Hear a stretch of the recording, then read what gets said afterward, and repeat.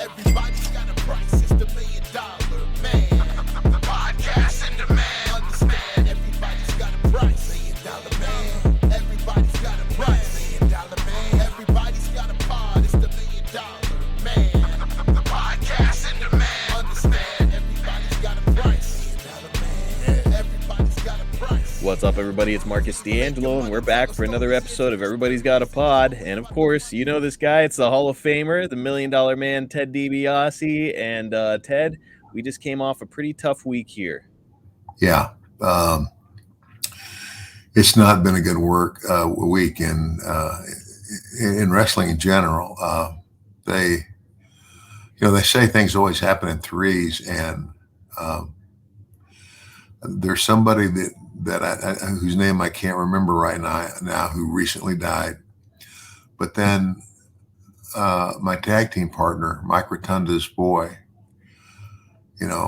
Wyndham, who's Bray Wyatt, passes away. And oh my gosh, bang. And then Terry Funk was one of the greatest wrestlers, in my opinion, of all time. He's a guy who could do it all.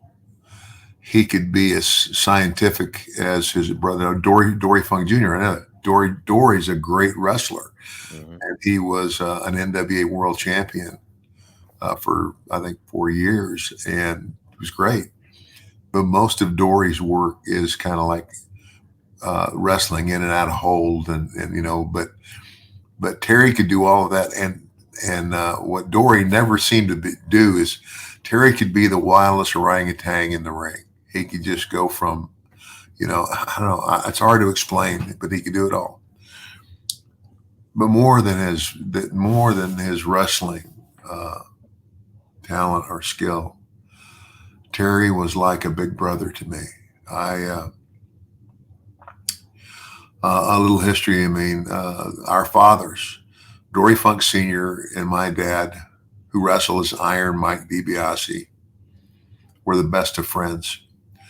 And I think I've mentioned this before, but they had what is considered the longest professional wrestling match in history, a 3-hour and almost 20-minute Texas death match in Amarillo, Texas, in 1966. I don't want to get into any of what that means and how they did it, but we're originally, our home was Omaha, Nebraska, and I can remember driving from Omaha down to visit my grandmother, my grandparents, my mother's mother in Wilcox, Arizona. And we always came. We didn't have to go through Amarillo, but we would always go through Amarillo. We would always stop and stay and visit with the Funks overnight. And they lived out in the country. Dory Sr. had a big ranch and a lot of cattle and everything. And of course, that was back in the days of the serious kayfabe, but he was out in the country, so when nobody really worried too much about being spotted, but just I don't know why. I just remember this one day. Now I'm a kid, 1966. I was born in 54, so 54, 64. I was 12 years old, and so Terry gets me up on a horse with him, and we're going around, and I asked him, I said, Terry, are there any rattlesnakes out here? And he says, oh yeah, we see them every now and then. He says, tell you what, if we see a rattlesnake, I tell you what we're going to do. I'm going to let you off the horse. I'm going to leave you here to watch the snake, and I'm going to go back to the house and grab the gun. And I looked at him, with this look on my face, and he started laughing. And I said, "You ain't leaving me out here." He was just a funny guy too. unbelievable performer, but just a person. I mean, the whole family thing. We went back to Nebraska, and then I went my freshman year of high school to Catholic prep school, Omaha Creighton Prep. Tough school. All the instructors were Jesuit priests, and they're kind of like drill instructors anyway. But I had a good year in sports. I mean, freshman year, I played we had a freshman football team that went undefeated six games, and then they moved me up to the junior varsity team. Also had they had a team, and I played 2 more games with them, and then basically what my dad saw was that I had talent, that I was possibly going to go places in football. His thought was, let's go back to Texas. Texas is famous for its high school football programs. It's just nuts. I mean, there are so many kids that go on to play in colleges all over the United States that came out of Texas high schools. Anyway, so we go back to Amarillo, and this is, this would be the summer of 1969, and we'd only been there like a month, and my dad has a heart attack in the ring in Lubbock, Texas, and dies on the operating table in the hospital. Just crushed me. And once again, the Funk family are right there for us. And so we go back. I go back to Arizona, where my mother's parents lived, in this little town, Wilcox, Arizona. I had dreams of playing college football, and I was looking at this little town and very familiar with it because my grandparents lived there. Mm-hmm. But it's like, can my dreams come true here? And make a long story short, I did very well in football, even though we were a Division II team, and I had already signed a letter of intent to play football at the University of Arizona. And I turned on TV one day, and it's wrestling. I haven't seen any wrestling, Marcus, in 3 years. Wow! And I could tell this is the tape out of Amarillo, Texas. And so they made so coming to Tucson, the Funks, Dory Funk Senior, Dory Funk Junior. The first time they came, it was just senior and junior. But then I went to see them, and they were like, "Oh my gosh, we're going to be back in 2 weeks. Terry's going to be with us. Come back and see us." And I did. And Terry said, he said, "Hey, Teddy," he said, "even if if you're going to go to Arizona, great, but I can get you a recruiting trip to West Texas State, and if for nothing else, just it's a free trip. Come back and visit the school and just basically see everybody." So I took that recruiting trip, and I mean, and a lot of people, and there it is. That's I'm about to sign a contract to play at West Texas State. Terry Funk was right there. Largely, he's the one that talked to the school, and I got him to give me a recruiting trip and that whole deal. And so I went to West Texas State, and I played ball there for 3 years, and I got married, got divorced, but my relationship with Terry, more than anybody, I mean, again, the whole Funk family, I love my mother and Terry's mother. Terry's mother's name was Dorothy, and they were the best of friends, and I mean, I remember when I first went in there, my mom went with me, and my graduation present from my mother and grandmother was it was the down payment on a brand new Chevy Nova, All right. a new car. And so my mom went with me, and her and Dorothy were the best of friends, and just I don't know, just so many special memories with the Funks. But Terry, and again, I'm not taking anything away from Dory Funk Jr. Again, I consider him one of the best ever. I mean, I remember watching Dory Jr. wrestle Jack Briscoe in Amarillo for an NWA World Title match, and they went 1 hour to a draw. It went Broadway. We call it Broadway, going Broadway, and but everybody was on their feet because it was such an unbelievable match. But again, Terry could do that, and he did that very well. But he could shake it up, buddy. He could be an orangutan. Truly, like one of a kind as a performer. There's really not another Terry Funk out there. A lot of times, nowadays people make comparisons between modern wrestlers and wrestlers of the old days. It's really hard to compare anybody to Terry Funk. He was just cut from a whole different cloth, was he not? I totally agree. And it was, and the Funks had developed a relationship with All Japan Pro Wrestling. And now there's two. Originally, there was just one organization in Japan, and by this time there were two. There was All Japan Pro Wrestling and New Japan Pro Wrestling. One of the guys from All Japan, he cut out, and he wanted to do his whole thing. His name was Antonio Inoki.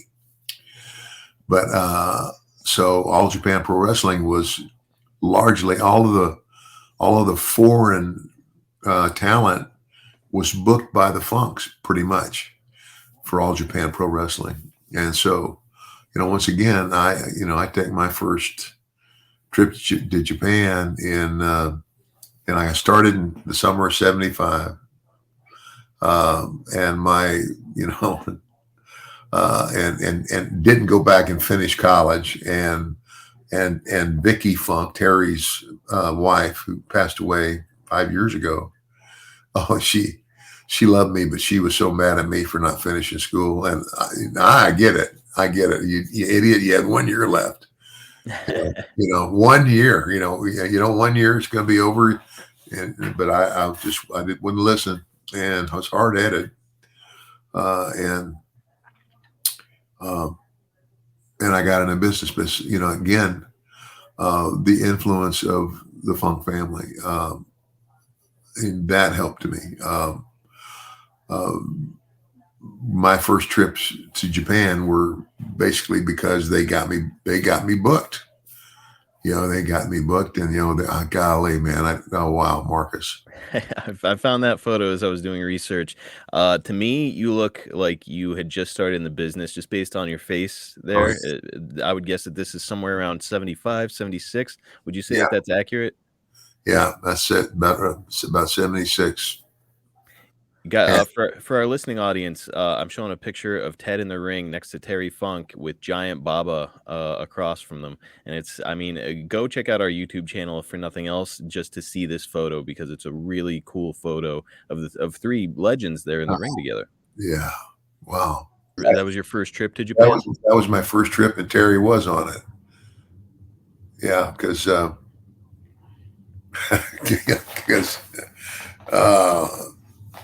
he gave me a little advice about getting through customs on the way home, because we were paid in cash.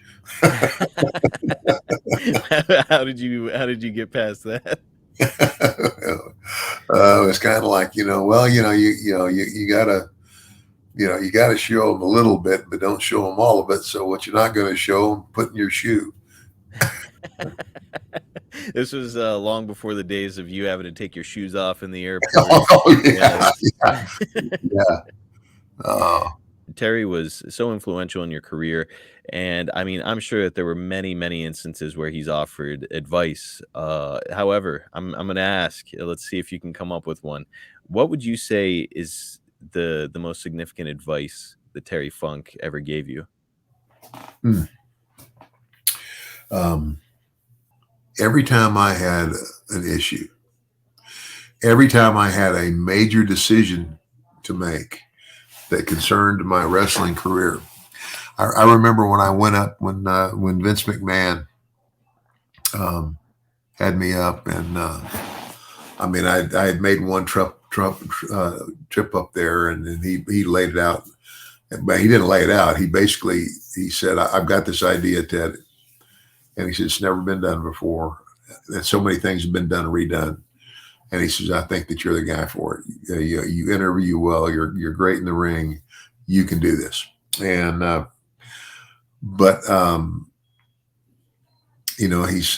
said, "Well, what?" He said, "Well, Ted, I can't tell you until, I mean, you got to have enough faith in me to just sign the contract." And I said, "Well," I said, I really want to do this." I said, "But it's a major decision, so I need to think about it for a couple of days." And so he said, "Okay." Well, when I left there, the first phone call I made was to Terry Funk, and I laid it out to Terry. I said, "Here's what the deal is, and what do you think?" And he said, "Teddy," he says, if Vince McMahon says he's got a brand new idea and it's never been done before, and he thinks you're the guy for it, pack your bag, kiddo, and don't look back. Go for it."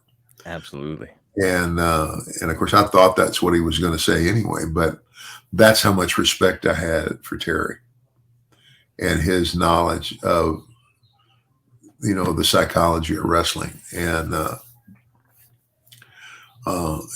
he was just there. He was, always there for me. I mean, I can remember like when I was in college, and,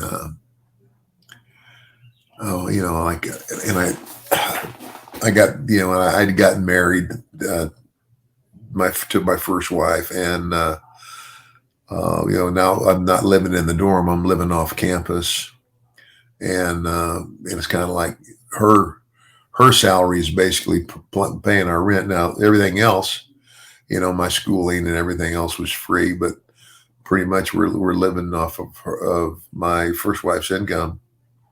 And Terry, I can remember one time, this is crazy, but anyway, I don't know where, and I can't remember where we were, but we walked in, it had to be a wrestling show somewhere. So, but we walk into the bathroom at the same time, and we're standing side by side at urinals, right?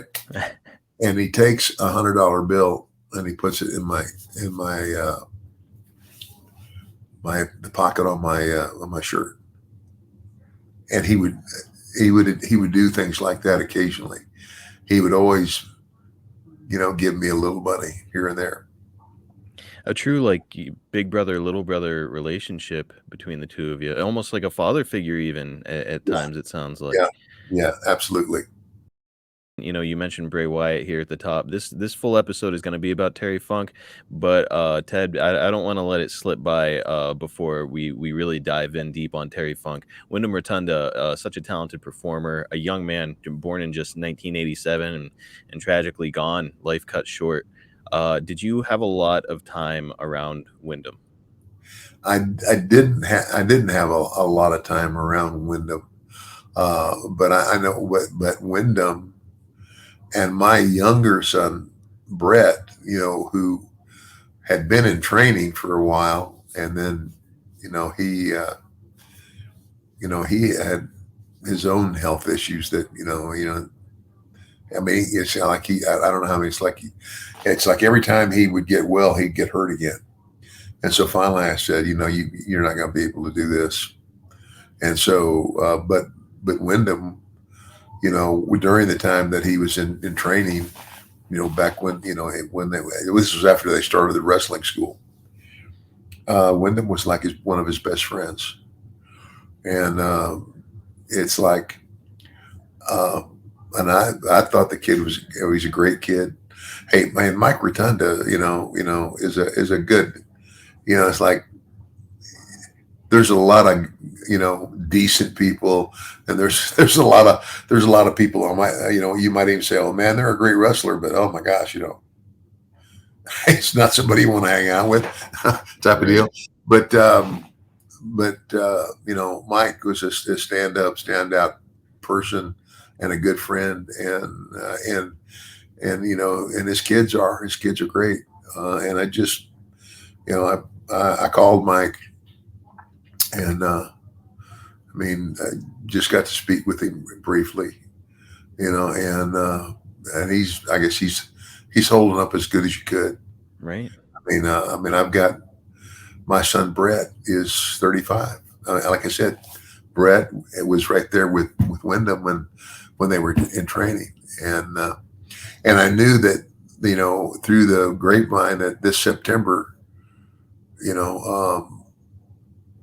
Wyndham was scheduled to go back, and they were going to do something big with him, and it's just sad. It's just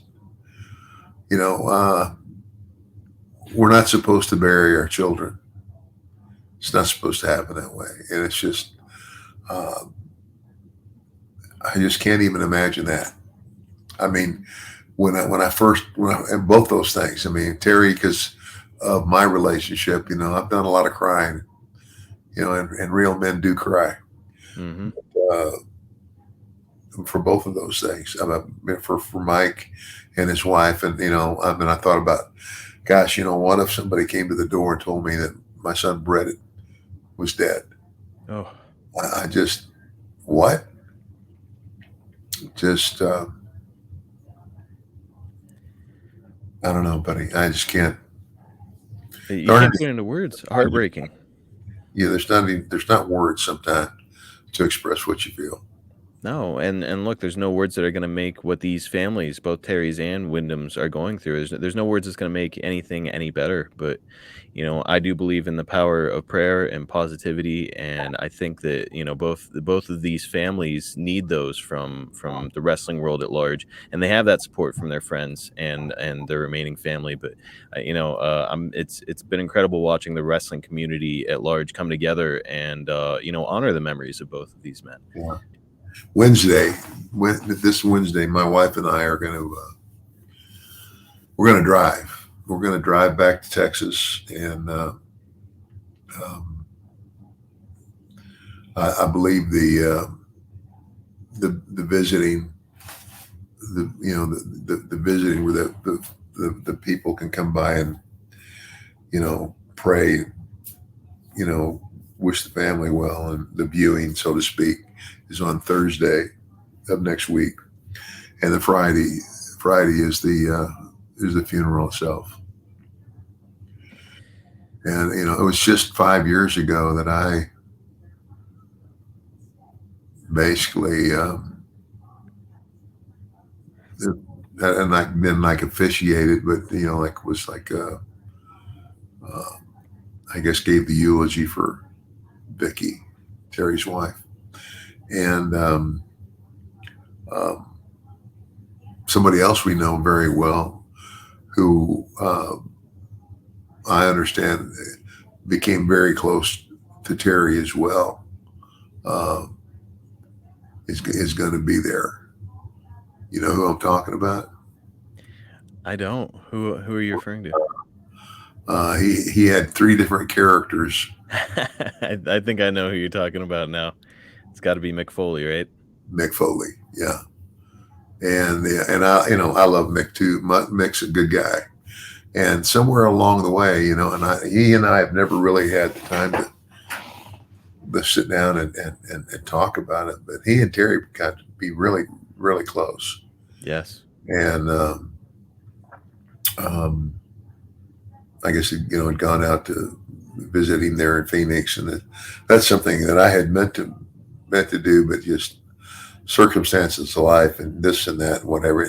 And I wanted to really bad because I've got family out there, but and he really hadn't been in Arizona, that long. And I know he didn't really like it because Texas was his home. And another guy that you wouldn't know, but went to school with Terry, played football with Terry, and then was my freshman coach at West Texas State. It was a guy named Ronnie Mankin. And Ronnie Mankin passed away not too long ago. And I was just like, gosh, just blown away. It came out of nowhere. So I'm glad you're getting to go out there and have the opportunity to pay your final respects to Terry Funk, because certainly he meant a lot to you. It meant a lot to your career, and I think that we can say unequivocally that without Terry Funk, there would not be a $1 Million Man Ted DiBiase. There wouldn't be the wrestling career that you have today. So, I mean, a friend, a mentor, and just responsible for a lot of the blessings that you enjoy today. yeah, and I'm just one of many, I think, that Terry's influence, made a difference in their careers. I'm just one of many, I think. And you mentioned Mick Foley, and Mick. It's funny because you view Terry as a mentor. So does Mick Foley. However, you and Mick Foley as wrestlers, very, very different guys. Certainly very different styles. So we probably aren't going to get to talk I'll about put it this way: Mick and Terry got along real well because, like Terry, Mick was the wild orangutan.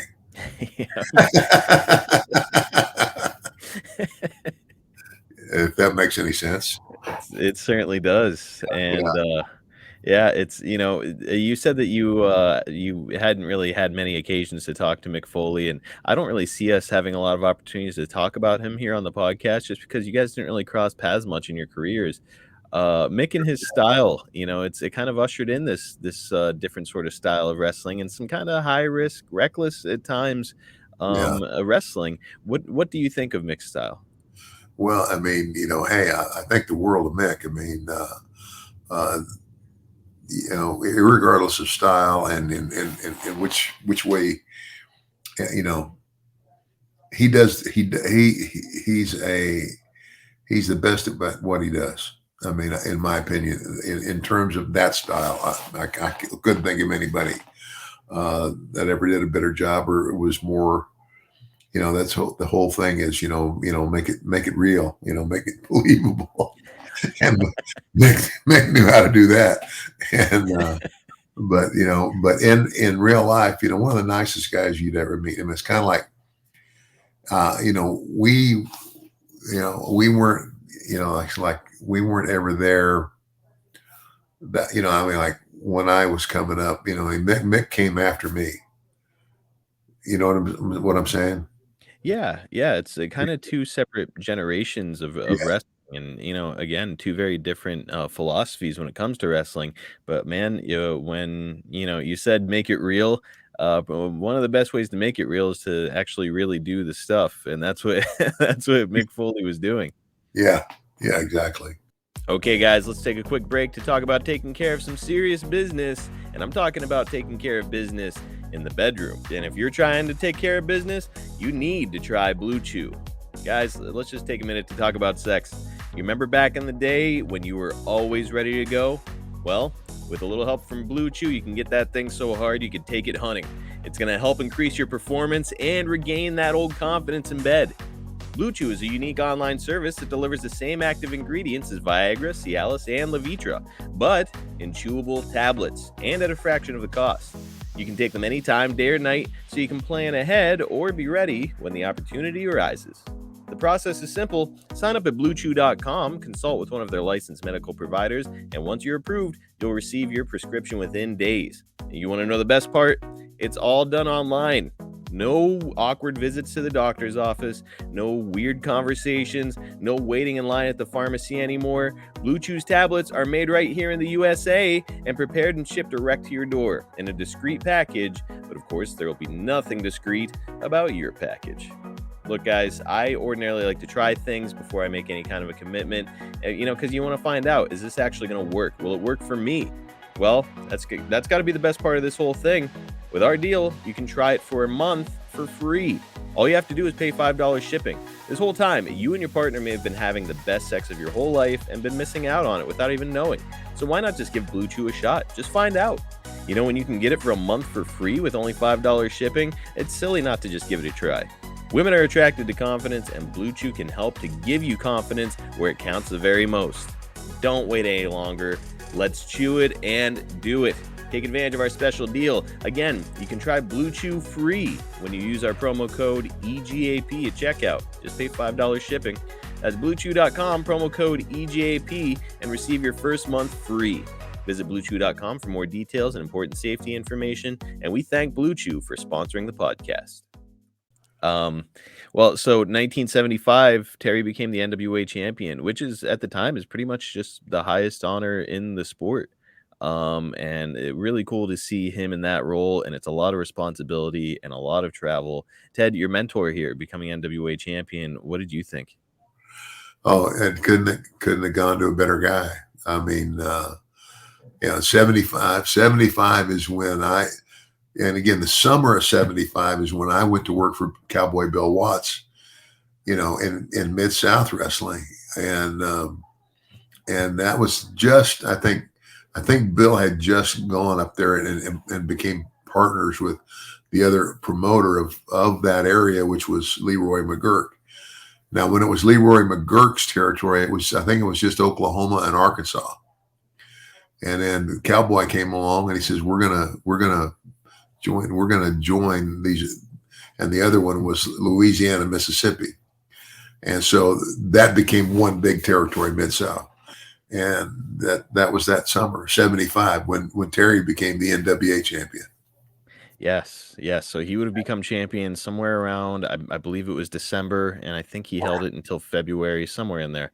And it's, he cited fatigue just due to all of that travel, and I think that it put strain on his marriage with Vicky, because he was constantly on the road, and so he wound up dropping it to Harley Race in Canada. But he's running around. You're starting your career. Are you getting to spend much time with him when he's the NWA champion, or is he just? Oh no, not when he was champion like that. That's I could see why Vicky would get mad, because he's gone all the time. I mean, all the time. He and Vicky, they were college sweethearts. I mean, I think they got married before Terry actually was wrestling. She was a cheerleader, I think, at West Texas State, and that's I think if my memory serves me well, that's where they met and they got married, and it's kind of like, again, my first wife her name was Jeanette, and I had known her since the 6th grade, and ran into her when I went back there, and so we dated, and then we got married. And that's another thing that Terry told me. He said I should have waited a little bit longer, and it was more that it wasn't so much. It was more that she couldn't take the business. In other words, and quite frankly, I understand, because now when they're in Amarillo and you're in your familiar territory and you have a lot of friends and everything, that's not so hard.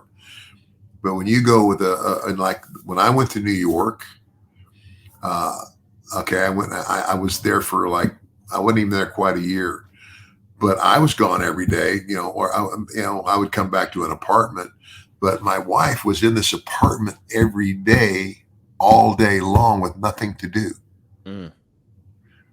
I mean, this is back when I've got one car. Wasn't like she had another car, and she, it was like, if I had to drive, she was stuck there without wheels. Oh, wow. I mean, that was hard. And, years and years have gone by. I said, we're probably better friends now than we were when we were married. How about that? But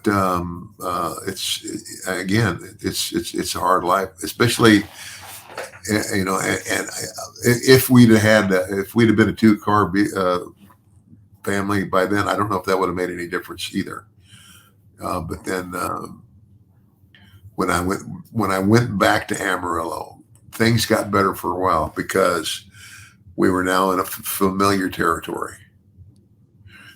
I mean, it's like this is where she had grown up. It's where I met her originally, and she had a lot of friends. And I can remember,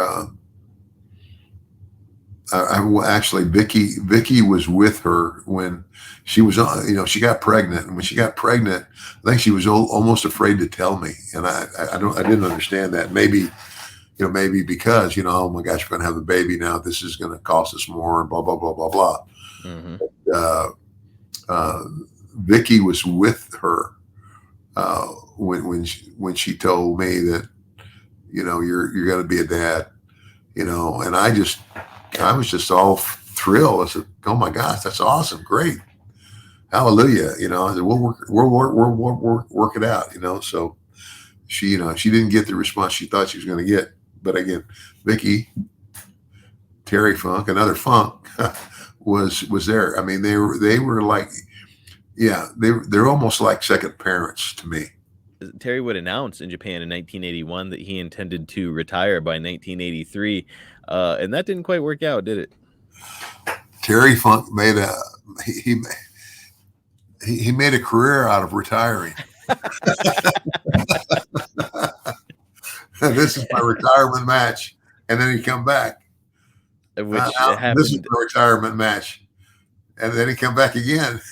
Which happened over and over and over again, and it's only Terry Funk could get away with doing that and not having the crowd turn on him, just because he's Terry and people loved him. In 1985, Terry, of course, had not retired. He would make his way to the WWF and even work with Hulk Hogan.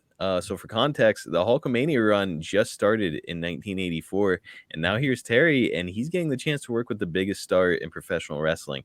I know you yourself had been on the road at this time. Did you get to see any of what Terry was doing there in the WWF? No, but I remember. I remember he unceremoniously left. Do you remember the circumstances surrounding it? I don't remember the circumstances, but it was something like he left Vince this funny note, something about, he says, I had to go home. My horse was something. So what you're referencing is a couple of years later, he was, I want to say it was like Survivor Series 93 or something. And he was supposed to be on a team with Shawn Michaels, and he was going to be under a hood. And I guess he got cold feet at the last minute, and he left Vince a note like, my horse is sick, I'll see you later. I think it said something like that. Yeah. So just incredible. But yeah, that would have been the second time he left Vince. So I think that this first time in 1985, I want to say that he may have left to go to Hollywood because some opportunities were springing up out there. Yeah, he did that movie with Roadhouse. Yeah, Sylvester Stallone. Oh, Over the Top came first. Over the Top. Mm-hmm. Yeah. And then I think Roadhouse, was it Over the Top first? It was Over the Top first, and then he was also he had a recurring role in a TV show called Wild Side. And then another brief thing in Roadhouse. Yes. Yeah. So I think he was, maybe he could be an actor, and that didn't pan out either. Did he talk to you much about his ambitions in Hollywood? Like, was he trying to transition out of wrestling and into acting full time? Oh no, he's just, he just, like if he could, it's like kind of like, I wouldn't say it's easier out there, but I mean, it's easier on your body. For sure. Everybody else would be taking bumps for you, except that match that he had with that guy in that first, what was it, Over the Top? So yes, Over the Top was where he was arm wrestling Stallone. Yeah, and then but the one that you were in was Paradise Alley, right? And Paradise Alley. That was 1978. So that was years prior to this, but he had a match in Paradise Alley. I think that's what Paradise Alley was about. Yeah, wrestling, right? Yeah, like all this the kind of like all these tough guys from Hell's Kitchen, Mm-hmm. and yeah, Of I which can't. you were one. Yeah, I was. Yeah, I just you could go back and watch that movie, and it's like, oh, there he goes. I was an extra. I'm gonna go seek it out because I want to see you on the screen. Yeah. Well, so Ted, I think a lot of fans would argue that the best work of Terry's career came in 1989 when he was in WCW working with Ric Flair. I know you were busy doing your own thing as a $1 Million Man at the time. What would you say represents Terry's best work? If you were going to say, go out of your way to watch one match, I don't know, maybe it wasn't even televised. I didn't get to see him work with Flair, but oh gosh, that had to be great. Man, it's unbelievable matches. He did an I Quit match with Flair at one of the Clash of the Champions, and holy smokes, if you get the opportunity, it's on YouTube. Go and seek it out because man, what a hell of a match between those two. Well, and then he did he did the thing with oh gosh, Memphis, Jerry Lawler. Jerry, yeah, They had a match in an empty building. It's a true story. They had a match. They had a match in a ring in a building with no crowd. and tore it down. Yeah, yeah. Oh gosh, unbelievable. Yeah, for my money, I think that might be the definitive Terry Funk match is the Yeah. empty arena match with Jerry Lawler.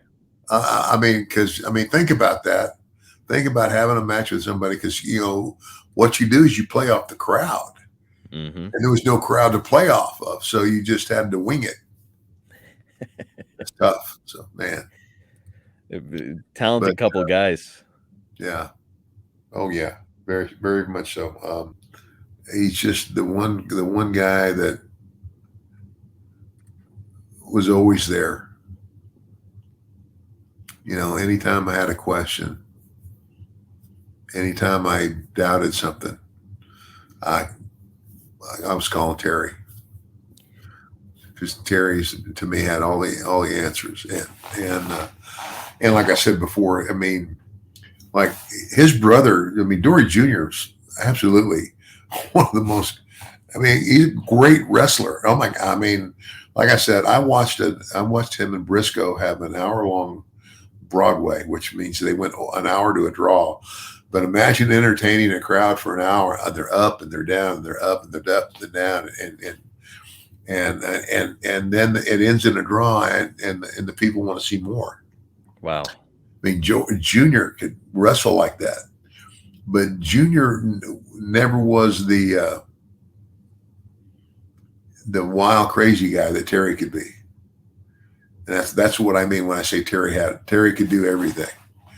And he, like I said, he could be the most scientific wrestler on the mat, or he could be the wildest, craziest heel in the West. So He had that fire to him where his matches, once he would kind of get going and you could see that kind of look in his eye, like yeah, it looked like a shoot. Like it looked like, oh, Terry wants to kill this guy right now.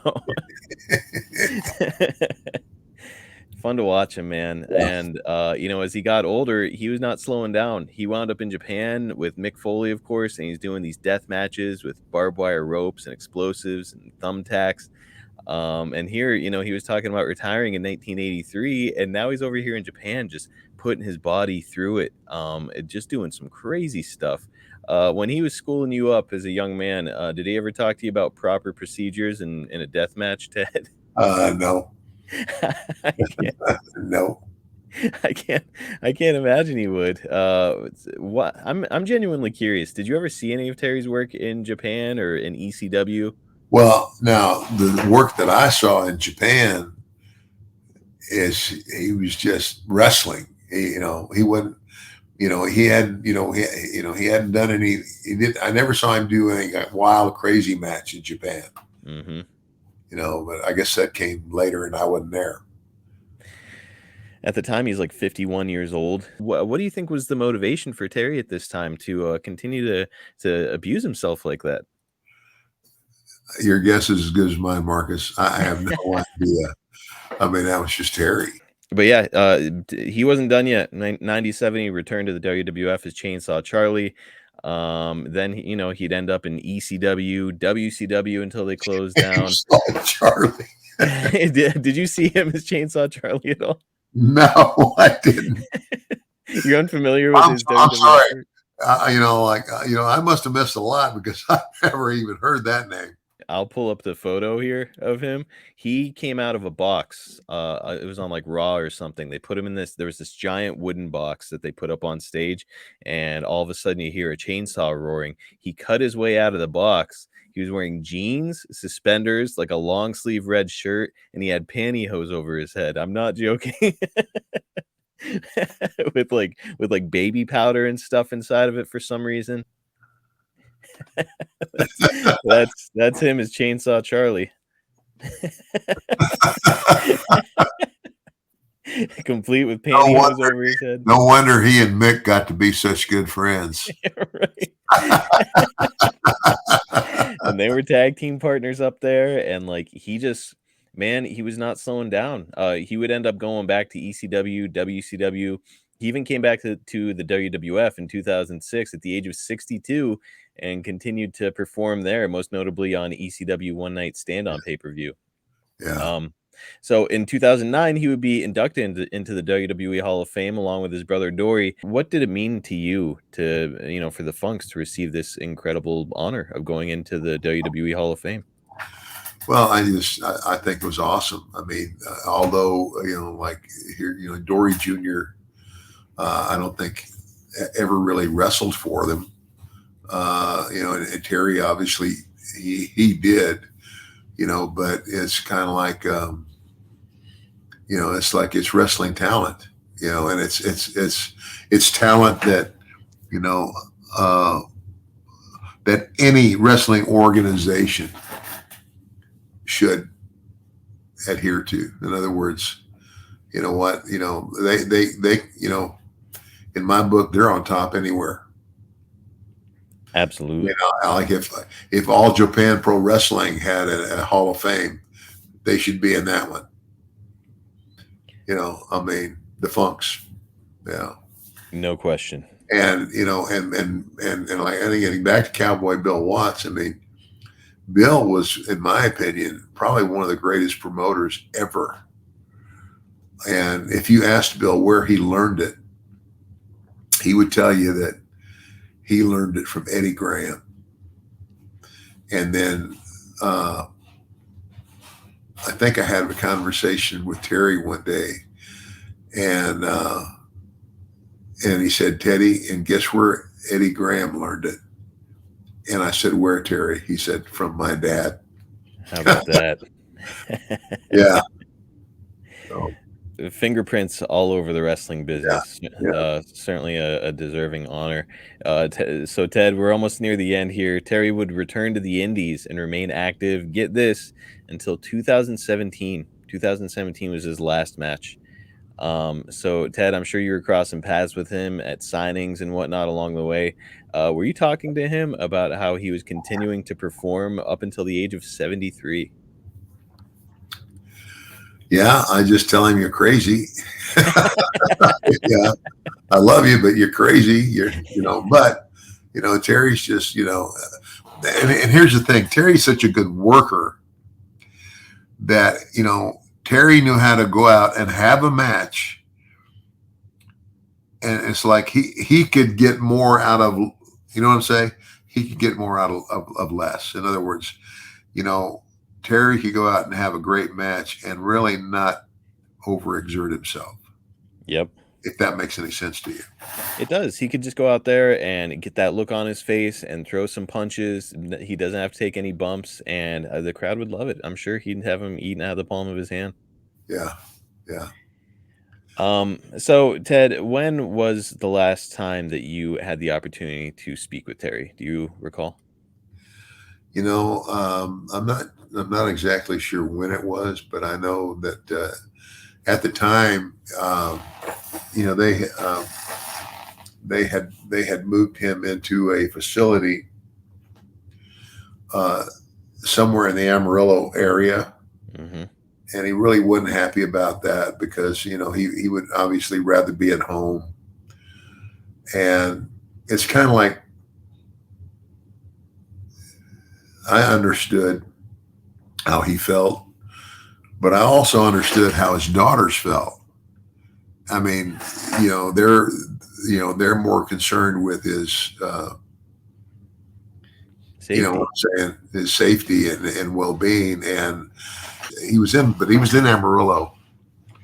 And then, you know, I guess the girls decided to move him out to Phoenix. And I think he was really unhappy about that move. But, you know, it's by that time, and I don't know,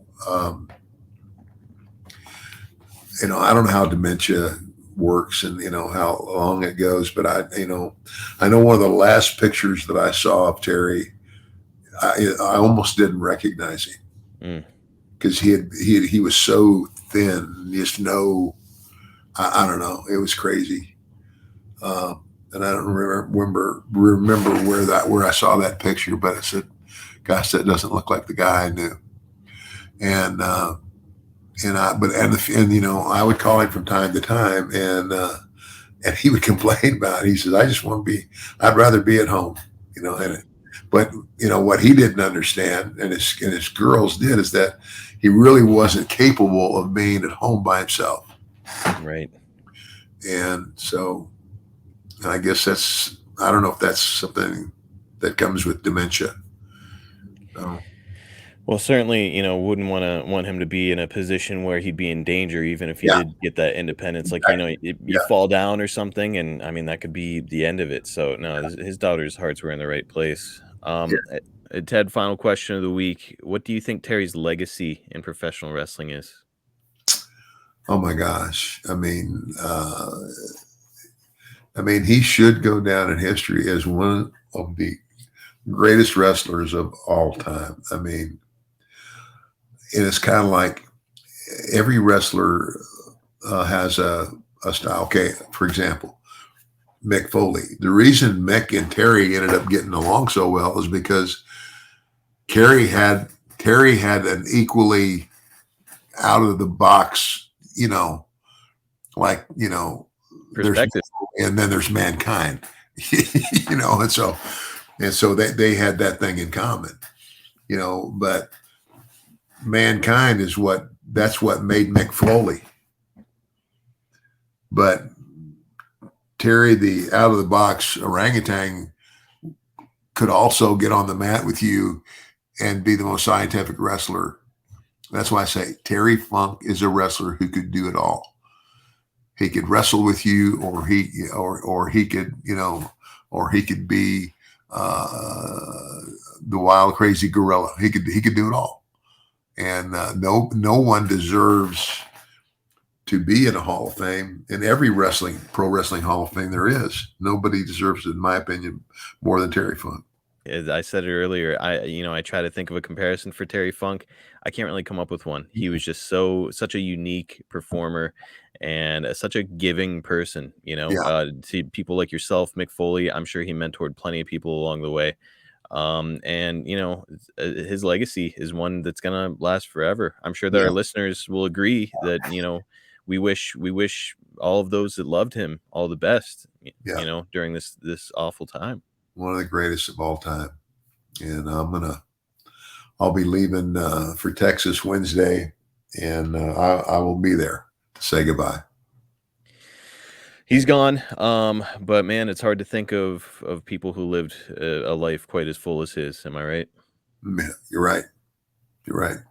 Ted, I appreciate you opening up here today to talk to us about your friend and mentor, and I'm sorry for your loss in this. I know it's got to be difficult on you. Yeah, this one was really more than any other. I mean, it's kind of like it's you know, I have an older and younger brother. It'd be like losing one of them. Exactly how it is. it's equal. It's almost it's like a brother relationship, but in some ways, especially in those first couple of years, it was almost like a father figure, like, anyway. Man, it's tough, and certainly we'll be talking about Terry Funk here more on the podcast. I'm sure there are plenty more stories left to tell, and your experiences with him. We'll cover all of it. And Ted, again, thank you, and guys, we'll catch you next week right here on Everybody's Got a Pod.